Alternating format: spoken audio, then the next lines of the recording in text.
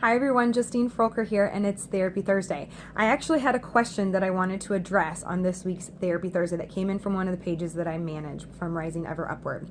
So Christina asked me, when you discovered the permission of the and, did your brain go into overdrive? So for those of you who may not have gotten a chance to watch my TED Talk yet, or haven't read some of my books or blogs, or maybe you're new here, you may not know what I mean by the complicated gray or the permission of the and. So basically, when we give ourselves permission to feel it all, even all at the same time, even emotions that we may have been taught are opposing emotions, we walk into what I call the complicated gray, the muck of the space that exists between two opposing emotions, this permission of the and, that when we walk into this space, that I am a forever grieving mother and a woman who does the work to see the gifts in everything every day, that I can feel anger and acceptance at the same time. I can feel joy and sadness at the exact same time. That is the permission of the and, or the complicated gray.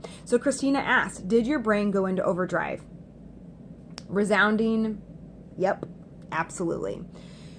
That's why I'm so crazy about the work that I am doing. And oftentimes you'll hear me say in Therapy Thursday, like, choose to come do this work with me, do this work. And what do I mean by that? What I mean by that is to adopt the language that changes your life, to rewrite your story, to practice the skills and the tools that it takes to live a happy, healthy, fulfilled life where you don't just feel stuck all the time, or like you're giving more than you have to give, or that you are never enough.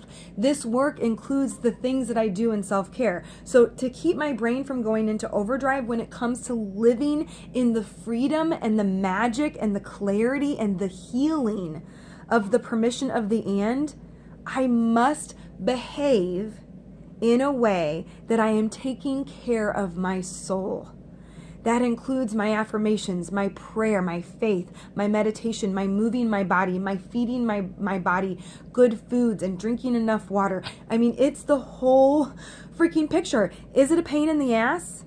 Yeah, it's a huge pain in the ass. It's even more of a pain in the ass when I choose to look at it as a pain in the ass rather than these practices that fill my life up and fill me up. So I am no longer an empty shell of who I once was, destroyed by the traumas, losses, and tragedies of my life, so that I can never help and serve and love other people. So yes, the permission of the and can very much make your brain go into overdrive. And it is the best feeling in the entire world because you're alive and you're awake and you feel it all. Because just like Brene says, you cannot numb the dark without numbing the light. When we choose to live in the permission of the and, honoring all the feels all at the same time, we must choose to also practice the things that fill us up.